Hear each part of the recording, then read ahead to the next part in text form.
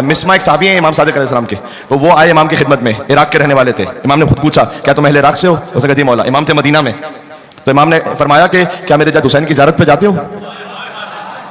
کیا بار بار جاتے ہو؟ مسما نے کہا مولا کم جا پاتا ہوں، اس لیے کہ میں بصرہ کا رہنے والا ہوں، اور بصرہ میں اس وقت کئی دشمنان اہل بیت تھے اور عباسی خلفاء کے کچھ جاسوس بھی تھے۔ کہا مولا وہ جاسوسی کر کے مجھے یہ خطرہ ہے کہ کہیں وہ میرے اہل و عیال کو، میرے گھر بار کو نقصان نہ پہنچائیں۔ بہرحال تقیہ بھی ہے اپنے مقام پر، تو مولا میں کم۔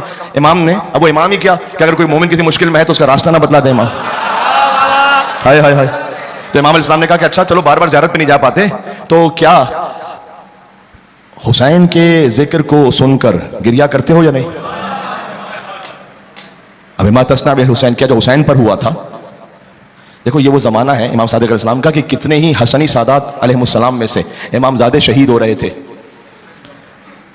امام صادق نے یہ نہیں کہا کہ تم حسین پر گریا کر رہے ہو تو کیا ساتھ میں ان کو بھی ملا رہے ہو یا نہیں ملا رہے ہو؟ اور توجہ رکھنا میں کچھ کہہ رہا ہوں، کہ حسین پر گریا کرتے ہو نہیں، وہی حسین کے مصائب پر۔ امام حسین کے غم اور گریہ اور عزاداری میں خالص رکھیں اس کو، پیور۔ امام زادوں کا بھی، کتنے امام زادوں کا خون وہ مل نہیں سکتا امام حسین علیہ السلام کے غم کے ساتھ۔ اب میں نے کہہ دیا جو کل سمجھ میں آ رہی ہے بات، پیور رکھو۔ علی ابن ابی طالب جو نا غیور ہے، اسے فقط حسین کی عزاداری چاہیے، حسین اس کے بچوں کی عزاداری چاہیے، کربلا والوں کی عزاداری چاہیے۔ کوئی ہوتا وہاں پہ پلٹ کے کہتا کہ مولا کربلا تو اتنے سالوں پہلے ہو گئی تھی، آج کے لیے کچھ کریں، جسے جو کرنا ہے وہ کرے، لیکن عزاداری اب عبداللہ حسین علیہ السلام میں۔ گاندھی سے نہ سیکھو امام حسین کے بارے میں، قائد اعظم سے پڑھو گے تو پھر ایسے ہی ہوگا، ٹھیک ہے، جس نے جس حد میں کہا۔ گاندھی صاحب نے کہا، نیلسن منڈیلا نے کہا، تمہارے پاس کالا الباقر اور کالا صادق ہے، وہاں سے سیکھو امام حسین علیہ السلام کو۔ خالی امام حسین کوئی ریفارمر نہیں ہے کہ جس کی جو مرضی آئے گی اپنی سیاسی تحریک کے لیے امام حسین کو جوڑ دے گا۔ امام حسین ذرا روایات کو جا کے پڑھو کہ امام حسین، اچھا زیارت عاشورہ امام تعلیم فرما رہے تھے، تعلیم کرتا امام باقر اور امام صادق ہے، تو گھسا دیتے زیارت عاشورہ میں بھی وقت کے یزیدوں کے کچھ نام؟ نہ اسی یزید پہ لعنت بھیجو جو حسین کے زمانے میں تھا، جو پیور ہے نا اسے خالص رکھو۔ باقی جس نے جس تحریک پر عمل کرنا وہ چلائے اپنے مقام پر، لیکن امام حسین کی عزاداری وہ جو ہمیں سکھلائی ہے، میں آپ یقین فرمائیے گا بنی عباس کا، میں ایک بات کانسیپٹ کلیئر کرنا چاہ رہا ہوں اپنے جوانوں کے لیے۔ بنی عباس آ رہے تھے، بنی امیہ کا ڈاؤن فال تھا، امام باقر امام صادق کا زمانہ، 132 ہجری میں بنی عباس کی حکومت قائم ہو گئی ہے۔ اور تو اس وقت جب امام نے زیارت ارشاد فرمائی نا، جس میں بنی امیہ کے بڑے بڑوں کا نام لے کر امام نے لعنت بھیجی، تو یقین جانو پولیٹیکلی، سیاسی طور پر وہ بنی عباس کو بھی سوٹ کرتا تھا کہ امام بنی امیہ پہ لعنت بھیج رہے ہیں۔ کیوں؟ ان کے دشمن تھے وہ، سمجھو بات، یعنی کیا کہنا چاہ رہا ہوں۔ پھر بھی امام نے کہا نہ کوئی بات نہیں، لعنت کسی پر ہوگی، اسی شمر پر، اسی ابن زیاد پر، اسی یزید پر۔ جب نئے کردار بناؤ گے نا تو دین میں تحریفات شروع ہوں گی۔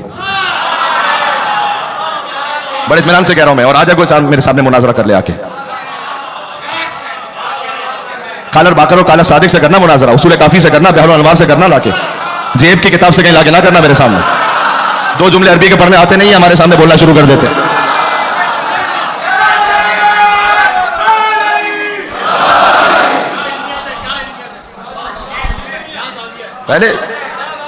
پہلے تو بغیر اعراب کے عربی کے پڑھنا تو سیکھو کہ امام نے کہا کیا ہے۔ عربی کا نہ تلفظ ٹھیک ہے، پتہ نہیں کون سے لوگ، تو یہ ذات ذہن میں رکھنا کہ اس کو پیور رکھو۔ امام نے کہا تم حسین پر روتے ہو یا نہیں؟ یقین جانو میری گفتگو ہے، میں نے یہاں تو نہیں، پاکستان میں کسی اور جگہ پہ کی تھی، اور وہ کیونکہ تھوڑی سی حساس ہو جائے گی اس لیے میں پورا کھول کے اس کو نہیں کہہ سکتا۔ اس گفتگو کا موضوع یہ تھا، باہر سے معذرت، اگر امام کے زمانے میں واٹس ایپ ہوتا نا تو ہم کیا کرتے ہیں؟ آپ یقین جانے جو ہمارے دماغ میں عزاداری کے سیاسی نظریات چل رہے ہیں نا، ہم امام، تصور کرو امام زین العابدین علیہ السلام کے زمانے میں ہم بھی ہیں۔ ایک مثال دے رہا ہوں، واٹس ایپ فیس بک بھی ہے، فرض کرو حملہ ہو گیا مدینہ پر، واقع حرہ، امام مدینہ میں ہے، ہزاروں لوگ قتل ہوئے۔ دیکھو جو مظلوم ہے وہ مظلوم ہے، اس سے مجھے کوئی انکار نہیں، مجھے جو مظلوم ہے وہ مظلوم ہے، لیکن کیا حسین کی عزاداری کے برابر ہے؟ یہ الگ سوال ہے۔ اچھا یہ بھی یاد رکھنا سمجھنے کے لیے، ہر مظلوم بھی ضروری نہیں ہے کہ دین اس کا حق پر ہو۔ مظلوم ہے، میں مثال دوں تمہیں، روانڈا میں کتنا جینیسائیڈ ہوا، قتل عام ہوا، لاکھوں بچے مارے گئے، بڑے مارے گئے، تو مظلوم ضرور ہے، انہیں اللہ سبحانہ وتعالیٰ کی جانب سے اجر ملے گا، कंपनसेशन मिलेगा, लेकिन क्या उनका दीन भी हक पर है? मजलूम होना और बात है, किसी का हक पर होना दीन पर वो अलग बात है। मिक्स ना करो चीजों को, अलग अलग उन्वान है। मैं आपको बताऊं, ये हमारे यहां से हिस्ट्री पढ़ी नहीं जाती। बनी अब्बास ने जब बनी उमैया को मारा है ना, तो बनी उमैया से बढ़ के जालिम कौन होगा? लेकिन अगर हम खाली उस ऐनक को लगा के देखें, इन्होंने बनी उमैया के कितने बादशाहों, कितने बड़े बड़ों की कब्रों को खोद कर उनकी लाशों को निकाल कर उनकी लाशों को जलाया, तो मैं तो देख के कहूंगा बड़े मजलूम है। तो क्या मैं आजादारी में शामिल कर लूं?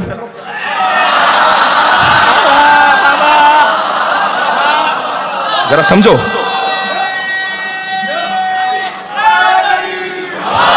ये वाली बात समझ में आ रही है? तो बनी उमैया का डाउनफॉल है, बनी अब्बास आ रहे हैं, बड़ा सूट करता है उन्हें कोई बनी उमैया पे लानत भेजे। ये एक जुमला जो खामखाई देखो ज़हनों को तशवीश में डाल दिया जाता है। जब भी कोई आपसे कहे ना कोई बात आज़ादारी के बारे में, उससे कहो यार कालर बाखर तो दिखाना जरा, आपके अपने जहन की पैदावार है या इमाम ने फरमाया है? सिर्फ एक सवाल करो, मेरे लिए हुज्जत तो कालर रज़ा है, कालर जवाद है, वो दिखाओ। जो कहते हैं कि जो गुजर गया यजीद उस पर तो लानत भेजना बड़ा आसान है, आज के यजीद पे भेजो। तो इमाम बाकर अलैहिस्सलाम के लिए भी बड़ा आसान है, वो जो गुजरा हुआ यजीद है ना उस पर लानत भेज दे इमाम, उनके लिए भी आसान था ना। मैं उस जमाने में बात कर रहा हूँ। तो जो उस वक्त का यजीद था उसके उस पर लानत भेजना मुश्किल था, जो गुजर गया था, जो गुजर गया था वो तो मरकब गया था। इसलिए कि बनी अब्बास तो बनी उमैया के खिलाफ लड़ रहे थे। इमाम ने फिर भी क्या कहा? अल्लाहुम्मा लना वला ज़ालिमिन ज़लमका मुहम्मद व आले मुहम्मद व आखिरत आबैन लहु ज़ालिक अल्लाहुम्मा लना लिसाबत अल्लती जहाद हुसैन व शायद व बायद दाबत अल क़त्ल अल्लाहुम्मा खुस्सन तवल ज़ालिमिन बिल मिन्नी वब्दा बिहा वल सुम्मा लना सानी व सालिस व राबि अल्लाहुम्मा लना यज़ीद खामिसा व लना उबैदुल्लाह इब्न ज़ियाद व इब्न मरजान व उमर इब्न सअद व शिमरा व आला ज़ियाद व आला अबी सुफयान इला यौमिल क़ियामा। ये मौला ये सारे नाम तो आप बोले जो गुजर गए, कोई लेटेस्ट नाम ले, उन पे क्या कर रहे हैं? समझो, प्योर रखो। अब आप दिल अल्लाह को किस पर गिरिया चाहिए? हर एक पे नहीं चाहिए अल्लाह को गिरिया। मैंने कस किया मजलूम होना, दिल से हमदर्दी होना किसी का, वो साथ में, इसमें कोई शक नहीं है, कोई शक नहीं। लेकिन गिरिया किस पर चाहिए? अल्लाह को चाहिए हुसैन पर, अल्लाह को हुसैन पर चाहिए गिरिया। हुसैन पर गिरिए से होगा दिल पाक। तो इमाम ने, अब अगर हम होते इमाम ज़लाल के ज़माने में तो शायद हम ये कहते कि वाक़ई हर्रा हो गया, हज़ारों लोग मारे गए। आप जानते हैं कि मस्जिद नबी को इस्तबल बनाया गया, सुना है आपने? ये सब हो रहा था। तो अगर मैं अपनी छोटी अकल से देखूं इमाम आज़ादारी कर रहे हैं, इमाम ज़ैनुल आबिदीन, मैं कहूँ मौला आपकी आज़ादारी का फ़ायदा क्या? यहाँ पर इतने लोग मारे जा रहे हैं, मस्जिद नबी की बेहुरमती हो रही है। आप कसाब से पूछ रहे तूने ज़िबा करते हुए पानी पिलाया था या नहीं पिलाया था? बकरों को देख के रो रहे हैं आप, यहाँ इंसान मारे जा रहे हैं। बात समझ में आ रही है मैं क्या कह रहा हूँ? इतना बकरों को देख के रो रहे हैं, अरे यहाँ इंसान मारे जा रहे हैं, पता नहीं कितने औरतों की बेहुरमती हो गई है। तो आप उसे आज़ादारी में लेकर आए ना, तब आपकी आज़ादारी पूरी है। यकीन जानो हम इमाम ज़ैनुल आबिदीन के बारे में पता नहीं क्या कुछ बोल रहे होते उस वक्त,